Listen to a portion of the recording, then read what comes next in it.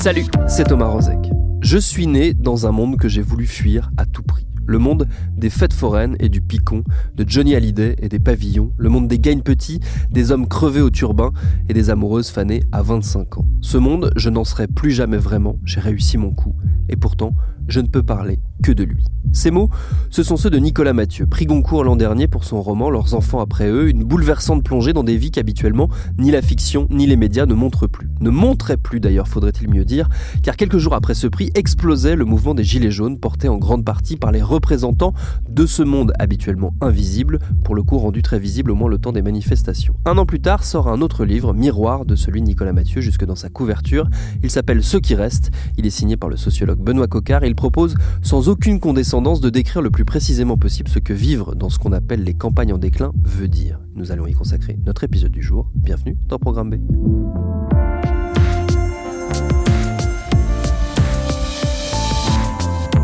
Ce livre, c'est le résultat de 9 ans d'enquête sur des périodes plus ou moins longues dans le Grand Est, la région d'origine de Benoît Coquart, notre invité. Une région qu'on a un peu vite rangée dans le grand fourre-tout de la France périphérique, une notion issue des travaux du géographe Christophe Guilluy, largement déformée par l'usage médiatique qui en a été fait. Dès le début, le livre qui aujourd'hui nous intéresse prend ses distances avec ce terme. Et j'ai commencé ma discussion avec Benoît Coquart en lui demandant pourquoi. Ce qui ne m'a pas satisfait avec la France périphérique, c'est peut-être moins le concept en lui-même que l'usage qui en était fait finalement, que ça soit dans les médias ou dans la sphère politique. C'est très rare finalement qu'un concept issu des sciences sociales soit autant repris de, on va dire, la gauche de gouvernement jusqu'à l'extrême droite aujourd'hui. Et c'est devenu un mot fourre-tout, je pense, qui a largement dépassé les propos initiaux de son auteur. Et ce qui, moi, me frappe dans le concept de France périphérique, c'est surtout qu'en fait, l'usage de ce terme permet de mettre dans le même panier tout un tas d'espaces qui, finalement, on connaît très mal. Ce serait les espaces loin de Paris, loin des grandes villes. Et comparer, par exemple, une vallée désindustrialisée du Grand Est, sur lesquels j'ai pu travailler, et des villages viticoles de l'Ouest, ça serait comme, je sais pas, mettre dans le même panier Aubervilliers et Neuilly-sur-Seine. En fait, ça marcherait jamais si vous proposiez une telle catégorie pour un espace que ceux qui produisent les représentations de la société, donc qui vivent en ville, les médias, les journalistes, les politiques, s'ils les connaissaient mieux, ils n'en parleraient pas comme ça d'un seul tenant. Et moi, j'ai voulu d'emblée, en fait, partir un petit peu là-dessus, sur l'intro, sans rentrer vraiment. Mon livre, c'est pas une réponse à la France périphérique. Moi, j'avais commencé à travailler avant que ce terme-là apparaisse dans les médias, etc. Mais c'était plutôt de dire, on va essayer de rompre avec ce regard qui est finalement, sur les mondes ruraux, qui est finalement toujours adressé de la ville. Et la France périphérique, elle dit bien, pour nous, vous êtes périphérique. Alors que quand vous habitez en milieu rural, vous vous sentez pas périphérique, puisque votre centre de vie, il est en milieu rural. Donc moi, l'idée de ce bouquin, c'était un petit peu de renverser, de renvoyer un miroir finalement aux lecteurs urbains, et puis de donner aussi aux ruraux la parole. Ne plus être dans ce que Bourdieu appelait, pour ces ruraux, c'est les paysans notamment, une classe objet, c'est-à-dire qu'on est parlé par d'autres, mais soi-même, on ne peut pas parler de soi. Et c'est ce que me disaient d'emblée les enquêtés, comme on dit en sociologie, c'est que qui va lire un bouquin qui parle de nous ? Ça va intéresser personne. Et pourquoi ils pensent que ça va intéresser personne ? Parce qu'ils ne sont pas habitués à voir des gens comme eux, des gens qui ont leur accent, qui viennent du même milieu social, qui viennent de ces campagnes en déclin, en fait, dans lesquelles on fait très peu d'études longues. Donc voilà, c'est un peu l'objectif du livre. Ces groupes de personnes, ces zones qui sont invisibilisées habituellement, on les a vues, pour le coup, lors de l'épisode des Gilets jaunes. Alors, on les a vues caricaturées, sans doute beaucoup, énormément par les médias, mais on les a vues quand même. Est-ce que, là aussi, ça vous a surpris quelque part d'être, rattrapé par l'actualité ? Le mouvement des Gilets jaunes, pour moi, il a été une surprise avant tout heureuse. En fait, j'avais écrit un petit texte, j'ai fait des interviews avant le mouvement, parce que j'avais déjà travaillé en amont sur la réduction aux 80 km/h, où j'avais vu des gens qui se politisaient sur l'usage de la voiture, alors que c'était des personnes que je suivais depuis plusieurs années qui se politisaient pas, qui votaient pas. Et en fait, ils ont suivi dans le mouvement des Gilets jaunes, ces personnes-là, ils ont été des premières heures. Moi, j'avais observé le premier jour, etc. Ils étaient là d'emblée, donc ça me surprenait pas que ça soit ces personnes-là qui se mobilisent.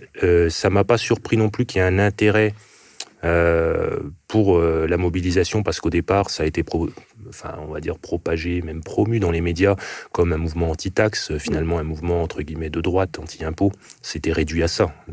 Avant le mouvement, j'entends. Après, ça a largement changé puisque les revendications correspondaient pas en fait à ça. Mais donc, ça me surprenait pas qu'il soit instrumentalisé. Parce que on était déjà habitué à ce qu'il y ait deux visions en gros qui s'opposent sur les mondes ruraux. Il y a d'un côté une espèce d'ode aux vrais Français, au vrai peuple qui serait oublié et qu'on opposerait évidemment aux populations immigrées, aux populations venues des banlieues, qui en fait, sociologiquement, pour nous sociologues, appartiennent toutes les deux aux classes populaires. Et moi qui ai travaillé auparavant sur les jeunes de quartiers populaires urbains et ensuite sur les jeunes ruraux, j'avais une continuité dans mes recherches. En fait, je retrouvais des situations assez comparables, mais il y a évidemment des effets territoriaux, des effets de lieux qui ne sont pas les mêmes.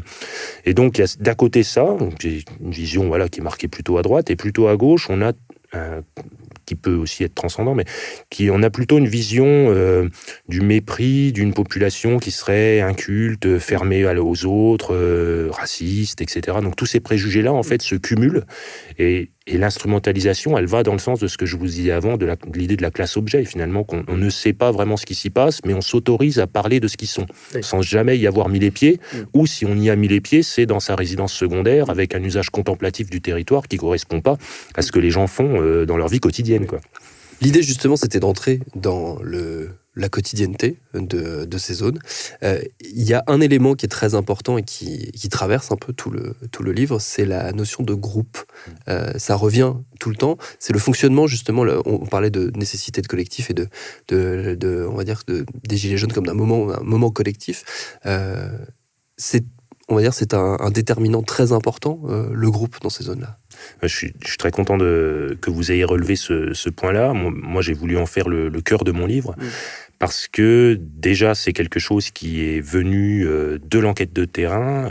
Moi, ça fait plusieurs années que je vis dans ces territoires-là, en alternance, mais où j'interviewe des personnes, je vis avec plusieurs, justement, groupes comme ça qui sont des groupes d'amis, qui peuvent être des groupes de loisirs, etc., mais qui, en fait, nous rappellent que contre tous les discours dominants de l'individualisme grandissant qui raserait les campagnes, moi je parle quand même de territoires, effectivement, où il y avait une trentaine de bistrots par canton dans les années 70, il n'y en a plus que 1 ou 2 par canton aujourd'hui. Donc il y a un aspect de déshérence comme ça. Et donc les penseurs du déclin, du choc, etc., ont beau jeu de dire, voilà, il n'y a plus rien, ces populations-là non, il n'y a plus de vie là-bas, puisqu'il n'y a plus les usines, il n'y a plus les associations, il n'y a plus les cafés, il n'y a plus les commerces. Enfin, on a l'impression que c'est un monde défait. Et en fait, quand on y vit, on voit que les personnes qui sont impliquées ont une vie sociale intense, se fréquentent beaucoup et ont à cœur, et je pense qu'ils ont d'autant plus à cœur de ça qu'ils n'ont plus d'autres repères, qui sont plus souvent au chômage, etc. Ils ont à cœur d'appartenir à un groupe qui les valorise. Et quand ce collectif, vous le retrouvez plus au travail, vous le retrouvez plus dans une identité qui peut être valorisée, via un mouvement politique, associatif ou une identité locale, par exemple promue via les guides touristiques. Dans certaines régions, on est fier d'être breton. Voilà. Là, non, dans le Grand Est, les départements, on les connaît pas. On se dit avant tout fier d'être français. On est, par exemple, fan de l'Olympique de Marseille, dans le cas de mes enquêtés, alors qu'on n'a jamais mis un pied à Marseille, mais parce qu'on veut se rattacher à une histoire qui nous dépasse et qui nous valorise. Et à petit niveau, au sein des groupes d'amis que j'ai observés, c'est la même chose. On a à cœur d'avoir, comme je reprends les mots de mes enquêtés, des vrais potes sur qui compter. Des personnes qui, en toutes circonstances, vont être de notre côté. Et ça, c'était quelque chose de très fort qui, à mesure en fait que la figure d'un potentiel déclassement symbolique par le fait de ne pas avoir de travail ou de ne pas réussir dans la vie est proche. En fait, on voit de plus en plus de chômeurs de longue durée, que localement on appelle les cassos, et il y a ces stigmatisations permanentes du cassos, tout le monde devient un peu le cassos de quelqu'un dans certains contextes. Là, pour être un minimum respectable, c'est de faire partie d'un groupe d'amis où on assure de la bonne réputation des uns et des autres, où on s'entraide, et ça peut paraître que symbolique, mais dans mon enquête, je me suis rendu compte que la manière dont les personnes avaient pu trouver un travail, que ce soit les jeunes femmes, les jeunes hommes, ou un compagnon, une compagne, c'était par le groupe d'amis, c'était par des logiques de recommandation. Et tout ça tient en fait dans un petit monde d'interconnaissance où il est très important d'être, comme ils disent, bien vu, et de rester bien vu. Et ils sont prêts à se battre pour garder cette bonne réputation. Ce qui est frappant, c'est que finalement, on recrée du collectif là où le collectif a déserté quelque part, là où à la fois l'État s'est désengagé, donc tout ce qui crée de la structure collective de la part du service public est parti, et où le travail est parti, et où le travail, on sait que c'est ce qui crée aussi du collectif. C'est une réponse à ça quelque part. Oui, voilà, c'est évidemment l'intérêt, à mon avis, de l'enquête de terrain, ça. Moi, j'ai pas cherché à répondre à la base à ça. D'ailleurs, au début de mes enquêtes, je ne vous cache pas, moi, j'étais un petit peu parti du milieu rural. J'en suis originaire. Je suis originaire des régions que j'enquête, etc. J'étais quand même surpris par la déshérence de certains lieux. Enfin, ça ne peut que marquer. Et il m'a fallu du temps, des années d'enquête pour être réimpliqué dans les sociabilités collectives, etc. Et voir que finalement, il y avait une vie sociale qui était intense. Maintenant, il ne s'agit pas de dire non plus que tout va pour le mieux dans le meilleur des mondes, alors même que les services publics sont largement délocalisés, comme les usines quelques dizaines d'années auparavant. On est quand même dans les départements où, quand on prend le taux de consommation d'héroïne par habitant, on est parmi les plus forts de France. Il y a beaucoup de jeunes qui sont sans emploi et sans diplôme, sans perspective d'avenir. Et si ces groupes, ils existent aussi, ces groupes d'amis, que les enquêtés, ils appellent pas ça un groupe d'amis, ils appellent ça un clan, ou une bande de potes. Et le clan, ça veut dire ce que ça veut dire. Ça veut dire qu'on est unis, mais dans une conflictualité. Et qu'on est unis avec un nombre restreint de personnes. C'est-à-dire que les consciences collectives que certains peuvent espérer renouveler au sein des milieux populaires et même au-delà, ici, elles sont restreintes à un petit nombre de personnes sur qui on peut compter. Et pourquoi ? Parce qu'on pense que on ne peut pas être solidaire de tous. Ça reviendrait, je reprends un mot des enquêtés, ça reviendrait à passer pour des bisounours. Où il ne faut pas, j'entendais aussi, il ne faut pas crier sur tous les toits quand on a un bon plan pour un emploi, etc., pour du travail au noir, parce que sinon, il y en a d'autres, comme nous, exactement en même recherche d'emploi, qui vont être en concurrence. Et cette expérience de la concurrence, ils l'ont au quotidien. Et elle est d'autant plus forte que quand vous avez vécu avec les mêmes personnes que vous connaissez depuis l'enfance, une fois que vous êtes en concurrence, les inimitiés, elles peuvent être très fortes. Et c'est un groupe contre un autre, un groupe d'amis contre un autre qui peuvent s'opposer. C'est très compliqué du coup d'appartenir, de fréquenter les uns les autres. Et c'est pour ça aussi que là, dans la vie quotidienne, on a tendance maintenant à se réunir chez les uns les autres, dans les maisons, au sein de la bande de potes ou du petit clan d'amis, et puis d'aller dans les bistrots qui sont des lieux ouverts où, comme certains me disaient, tu sais pas sur qui tu vas tomber. Et du coup, il y en a certains qui ne peuvent plus se fréquenter. Et c'est ça la réalité d'un objectif déclin du marché de l'emploi local. Moi, j'ai des cas dans le bouquin que je relate de concurrence, par exemple, entre deux ouvriers plombiers qui sont formés à la plomberie, mais qui n'ont pas de boulot parce que le marché atone et que voilà. Et ils se retrouvent en fait en concurrence pour le même poste qui était censé se libérer depuis plusieurs années parce qu'on attend que, en gros, les anciens partent en retraite. Dans certaines régions, vous êtes réduits à ça pour avoir un emploi. Et bien évidemment, quand ils vont se faire concurrence, vu qu'ils ont à peu près les mêmes formations, qu'ils ont un peu les mêmes bonnes réputations, c'est par piston que ça va se régler. Donc celui qui n'a pas le poste le vit d'autant plus comme une injustice que l'autre est son semblable et qu'avant ils étaient amis. Et pour cela, c'est très dur de croire en l'alliance de tous avec tous et du fait que le monde social ne serait pas conflictuel. Voilà. Cette organisation en groupe, cette protection du groupe, ça crée une priorisation aussi, et ça vous l'évoquez dans le livre, c'est le « nous d'abord ». Ouais. Ça, c'est un terme qui revient et qui d'ailleurs fait l'objet d'un chapitre entier à la fin. C'est une notion très forte. Oui, c'est un terme sur lequel j'ai voulu insister. Alors, plus souvent, les enquêtés disaient déjà nous d'abord, que nous. Pourquoi ? Parce qu'en fait, si je peux rentrer un peu dans les termes sociologiques un peu classiques, il y a un sociologue qui s'appelle Richard Hogarth, un célèbre sociologue anglais, qui parlait de la division eux-nous au sein des classes populaires, le eux des quartiers bourgeois, des patrons, de tous ceux qui ne sont pas ouvriers, voilà, avec une conscience du coup collective qui était aux ouvriers. Alors que là, le nous, il est encore plus sélectif et restreint, c'est-à-dire déjà nous, c'est déjà nous, mes vrais potes sur qui compter, avant d'autres qui peuvent être nos semblables en termes de conditions sociales. Et donc j'ai trouvé ça très, très parlant, en fait, pour résumer aussi certaines attitudes politiques qui, je pense, sont très compliquées à interpréter et qu'il faut savoir regarder en face et qui, en même temps, en sociologue, il faut savoir comprendre. Donc là, évidemment, je pense à l'affinité, en tout cas à la proximité idéologique que les enquêtés ont tendance à revendiquer, qu'une partie d'entre eux ont tendance à revendiquer avec le Front National, avec l'extrême droite. en se disant, c'est les expressions qui reviennent, 100% Le Pen, pour Le Pen. On rencontre même des gens qui se disent racistes, en se déclarant racistes. Et en allant... j'ai essayé de creuser un petit peu, pourquoi, comment ça se fait, et les arguments qui revenaient. Alors, je précise d'emblée que ces personnes-là qui pouvaient se revendiquer 100% Le Pen, j'ai observé les jours d'élection, massivement, ils n'allaient pas voter. Ouais. Donc, c'est un peu le paradoxe des classes populaires, c'est-à-dire qu'ils sont dans un désengagement vis-à-vis du vote, mais ils ne sont pas pour autant pas politisés, il ne faudrait pas croire ça. Et donc, ils me disaient, au moins, c'est la seule à oser dire que ça pète un peu partout. C'est-à-dire qu'ils retrouvaient, chez Le Pen, chez Marine Le Pen, là, parce que c'était cette actualité-là, ils retrouvaient une vision conflictuelle du monde social que eux expérimentent au quotidien. Mais ils sont en conflit vis-à-vis de personnes qui leur ressemblent en tout point. Marine Le Pen, elle désigne les immigrés, les étrangers, etc. Mais on se rattache, en fait, à ce discours-là. Sur un substrat qui passe du local au national, comme ça, avec des jeux rhétoriques. Mais ce qui est exprimé, c'est ce qu'on vit dans la vie quotidienne. Et moi, à mon avis, pour comprendre vraiment l'adhésion qu'il peut y avoir parmi notamment les classes populaires à un tel discours politique, il faut aller regarder sur le terrain qu'est-ce qui se passe dans leur vie quotidienne. On ne peut pas se contenter de dire c'est des idéologues du racisme. Et ça, j'en veux pour preuve, si vous, j'en reviens au dernier chapitre que vous citiez, dans les clans d'amis que je cite, parce qu'on est dans des régions industrielles et parce que on est sur des terres historiquement d'immigration. Il n'y a pas que ce que certains appellent, avec un grand misérabilisme, les petits blancs.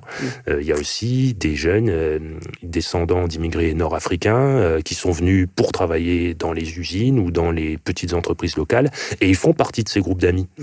Et les mêmes personnes qui peuvent se revendiquer d'un certain racisme, proche de Le Pen, etc., peuvent avoir des solidarités et des alliances concrètes quotidiennes avec des personnes issues de l'immigration.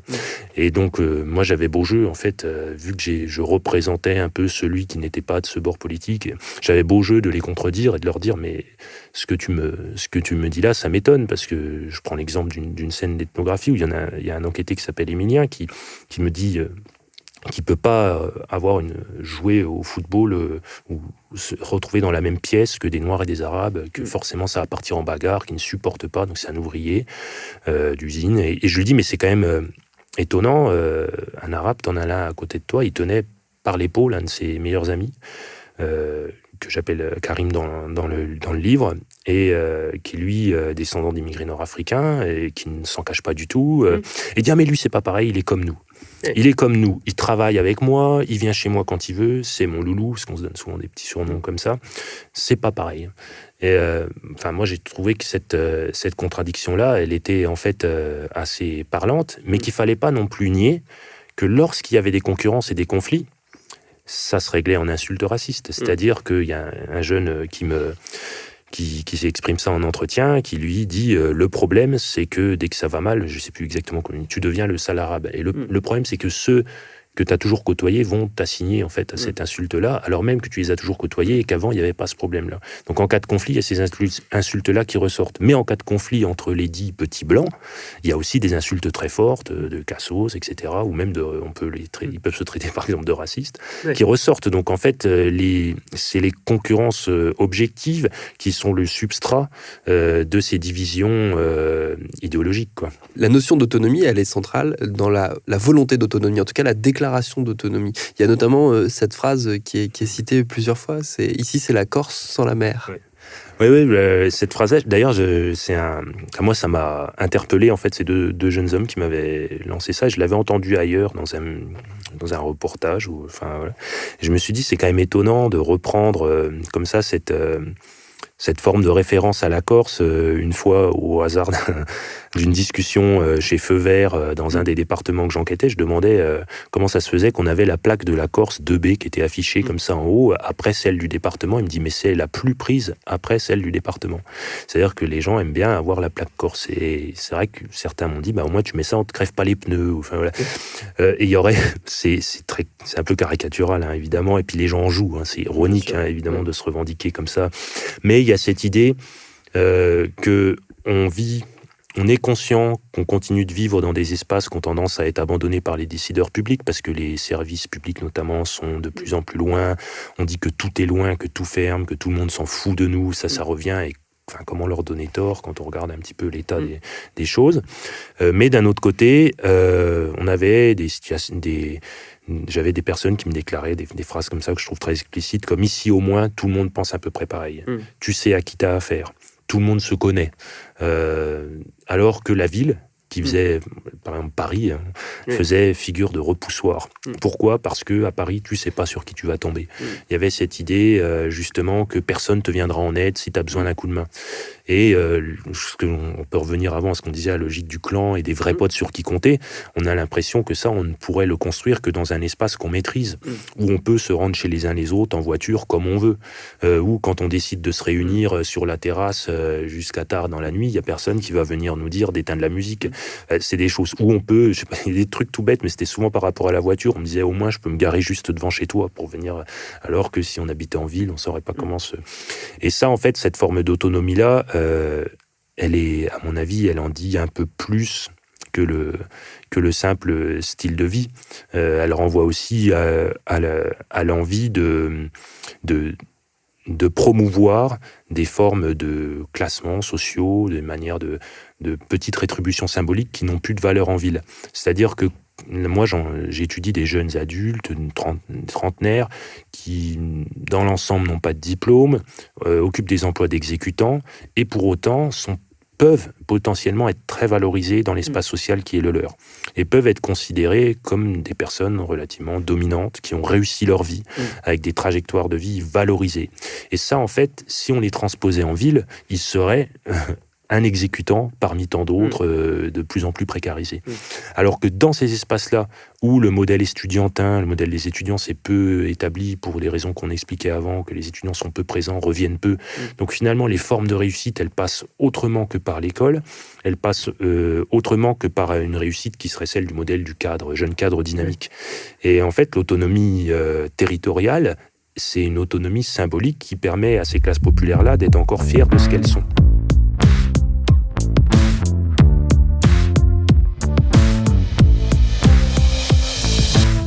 Il reste au moins un autre volet qu'on n'a pas développé et qui compte dans le travail de Benoît Coquart, ce sont les rapports de genre, notamment les rapports hommes-femmes ou encore la masculinité. Pour le coup, ma camarade Victoire Toyon avait consacré un épisode entier des couilles sur la table avec lui à cette question précise. Je vous invite donc à le réécouter pour l'occasion. Merci à Benoît Coquart pour ses réponses. Programme B, c'est un podcast de Binge Audio préparé par Lauren Bess, réalisé par Thomas Play. Abonnez-vous sur votre appli de podcast préféré pour ne manquer aucun de nos épisodes, Facebook et Twitter pour nous parler, et à lundi pour un nouvel épisode.